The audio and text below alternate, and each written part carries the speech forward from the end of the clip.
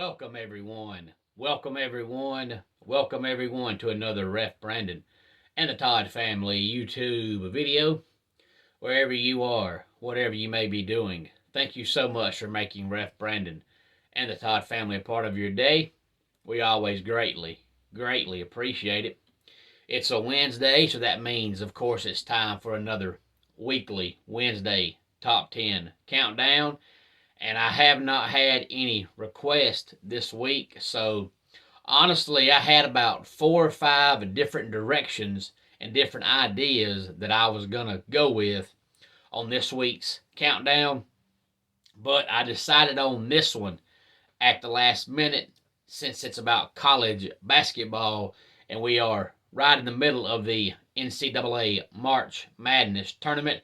Of course, if you follow college basketball, then you know tomorrow we start the round of 16, and by Sunday we'll be down to the final four. And one of the names on this list may be off this list by the time the college basketball season ends. So I figured I better go ahead and do this one now before it changes, which is why I chose this top 10 countdown. And this week's top 10 countdown comes from the website own3.com. Own3.com. And I always talk about how hard it is to win a national championship or a Super Bowl or World Series or, whatever the sport is. But in college sports, whether it's football, baseball, basketball, whatever, it is very hard to win a national championship, which is why I always get aggravated when people try to qualify somebody as being a good player or being a good coach based on how many championships they won, because you can be absolutely phenomenal and just not have luck on your side and never win anything. At the same time, there's also coaches and players that win championships that were not great. They just had luck on their side. So this week's top 10 countdown is the top 10 all-time best college basketball coaches to never win a national championship, which is why I'm doing it now, because there are 3 coaches in the top 10 that are actually still in this year's tournament. So one of these 3 guys could win his first championship this year. Number 10 on the list is a guy who is currently coaching at UCLA. He's coached at Murray State, Cincinnati, and now UCLA. A career record of 429 and 199, and that is Mick Cronin. He used to be known as Mickey Cronin when he was coaching at Cincinnati. He left and went to UCLA, and now he's just Mick. But UCLA is in the Sweet 16. Number 9 on the list is a guy who may coach forever, because I believe he's 73 years old, but he looks the exact same way now he looked 15 years ago. He's got a career record of 613 wins and 452 losses. He's coached at Oklahoma State, Miami, and now he's the coach of Florida State, and that is Leonard Hamilton. Now, Florida State was absolutely abysmal in college basketball for years until Leonard went there, and they've been pretty consistent now for about the past 10 or 12 years. Number 8 on the list is a guy that nobody ever talks about because he coaches at a school that most people couldn't even tell you where it is. Most people had never even heard of this school until Stephen Curry played there back when he was in college. They actually made this year's tournament, but they've already been eliminated, and that is Bob Mckillip, who coaches at Davidson. He has a career record of 634 wins and 380 losses, and he has achieved all that at Davidson. Number 7 on the list is a guy that's currently coaching nowhere because he was just recently fired from his job. He's got a career record of 533 wins and 306 losses. He had coached at Northern Arizona, Pittsburgh, and UCLA, and recently was the coach of Mississippi State, and that is Ben Howland. But of course, he is in his mid-60s, so he may be done coaching. I'm not sure yet, but he was fired by the Bulldogs as soon as the regular season ended. Number 6 on the list is Dana Altman, who is currently the coach at Oregon, has a career record of 710 wins and 367 losses. He's coached at Marshall, Kansas State, and Creighton before he got to Oregon. Before we reach the top 5, we'll recap numbers 10 through 6. Again, this is the top 10 best all-time college basketball coaches to never win a national championship, and the list comes from the website on3.com. Feel free to go to that website and check out the list. Number 10, Mick Cronin. Number 9, Leonard Hamilton. Number 8, Bob Mckillip. Number 7, Ben Howland. And number 6, Dana Altman. Number 5 is another guy that's still coaching, and his team this year made the tournament and made it to the second round before getting eliminated, and that is Rick Barnes, who has a career record of 754 wins and 395 losses. He coached at George Mason, Providence, Clemson, and Texas before arriving at Tennessee back in 2015. Now, most college basketball insiders will tell you that Rick Barnes is a phenomenal regular season coach, but for whatever reason, the Rick Barnes in the regular season and the Rick Barnes in the tournament are just not the same coach, which is why Tennessee's always a top 10 program, top 15 program in the regular season, and come tournament time, they're usually out by the Sweet 16. And he did the same thing when he was at Texas, with the exception of the one year he had Kevin Durant when he made the national championship game and got beat.